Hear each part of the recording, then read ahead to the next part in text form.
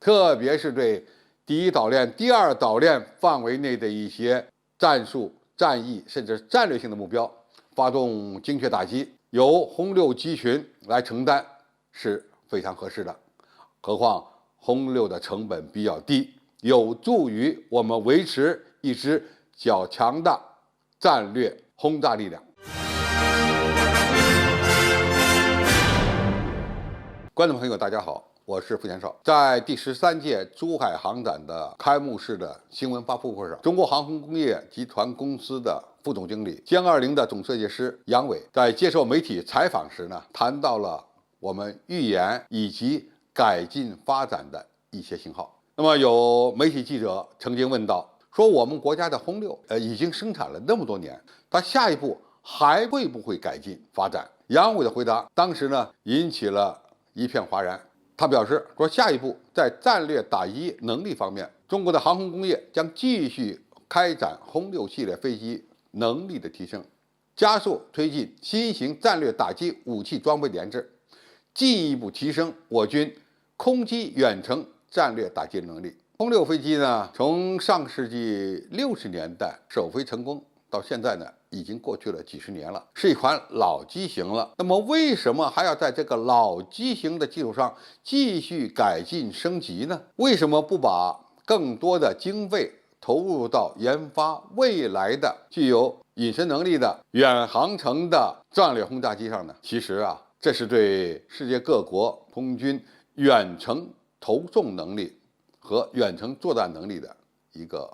误解。老不一定就差，就不好。实际上呢，轰炸机啊，它的主要功能是携带大量的弹药飞到敌方领空上面，或者是呢距离敌方防空火力圈外比较远的距离内投射各种各样的弹药，发动精确大规模的打击。只要能够达到这个目的，应该说就行了。它的最主要特点是什么？飞得远，载弹量大。至于隐身呢、超音速飞行啊，这要根据实际情况来考核、来综合的。这样的例子不胜枚举。轰六呢，从它的原型机的技术水平看，它是属于世界上第一代战略轰炸机，和美国的 B-52、俄罗斯的图95都是属于同一代的。只不过 B-52和图95是属于远程重型战略轰炸机，而轰六呢是属于中程中型战略轰炸机，在载弹量和航程方面呢和它们有一定的差距，但是并非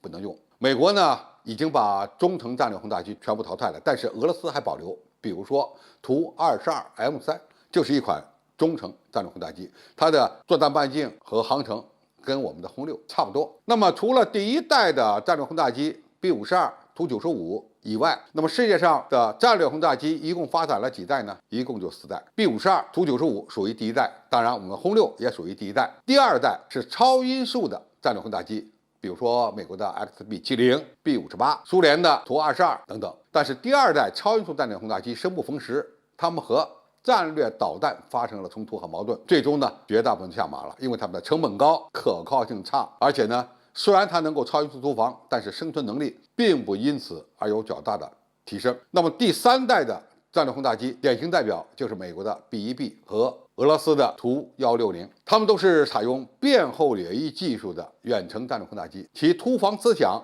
就是低空高速突防，以避开敌方雷达的侦测。当然，如果你高速飞行的时候呢，也可以采用高空突防这么一个方式。但是它们的生存能力和第4代的隐身战略轰炸机相比呢，是有一定的差距的。那么目前世界上最先进的战略轰炸机就是美国的 B-2隐身战略轰炸机了。但是这款战略轰炸机成本很高，单价23亿美元，数量又很少，只有20架。原来生产了21架。摔掉1架，现在就剩20架了。摔1架，5%的装备就丧失了，就没有了。因此呢，从这4代战斗机的发展情况看，目前生存力最强、使用效率最高的，不是第2代、第3代和第4代战略轰炸机，而是第1代，也就是 B-52和图95，因为它们的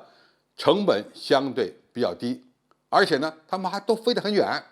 载弹量都很大，完全可以满足现代的战略巡航和战略打击的使命任务。轰六其实跟他们是一代的。当然，无论是图95还是 B-52，都在升级改造。改造的方案呢，航电系统、雷达系统、动力装置不断的改进。B-52战略轰炸机是上个世纪50年代出现的，到现在还在改。最近有消息说，美国军方准备为 B-52改装发动机了。那么改装之后，这款远程战略轰炸机将服役到2050年之后，到那个时候它就变成百岁飞机了，有可能是世界上第一种百岁战略轰炸机。而中国的轰六生产的年代比它晚，寿命比它长，而且升级的幅度也非常大。我们不但改了发动机，这个发动机由过去的涡喷变成了涡扇，推力更大了，更省油了，航程更远了。轰六的改进型轰六 K、轰六 N 已经由轰六这款中程战略轰炸机变成了中远程的战略轰炸机，它最大航程接近了1万公里，再加上如果能够进行空中加油，它的航程还能更远。当然，由于动力更强劲，它的载弹量也提升了，而且呢，不但能够搭载常规的炸弹，还能挂载远程巡航导弹，就是大幅度的提升了它的远程作战能力，作战半径的提高，可以说已经让它达到了早期远程战略轰炸机的这个攻击范围。再加上它的航电系统、雷达系统的升级，可以这么讲吧，现在的轰六 K 也好，轰六 N 也好，它们的综合作战能力都已经比原来的轰六提高了好几个量级。那么今后有没有必要对它进行升级改造呢？当然是有必要，哪怕是我们未来的更先进的远程战略轰炸机研发成功，轰六系列的中型战略轰炸机依然有它存在的地位。为什么呢？因为远程的战略轰炸机它的使用成本比较高，何况很多战略攻击任务不一定要由这样先进的隐身远程战略轰炸机来承担，轰六就完全足够了。特别是对第一岛链、第二岛链范围内的一些战术、战役甚至战略性的目标，发动精确打击，由轰六机群来承担是非常合适的。何况轰六的成本比较低，有助于我们维持一支较强的战略轰炸力量。在这样的一个背景情况下，轰六继续改进应该是顺理成章的，使它变身为一款更加先进的中远程，甚至呢变身为准远程的战略轰炸机。好，今天介绍就到这里，谢谢大家收看，我们下期再见。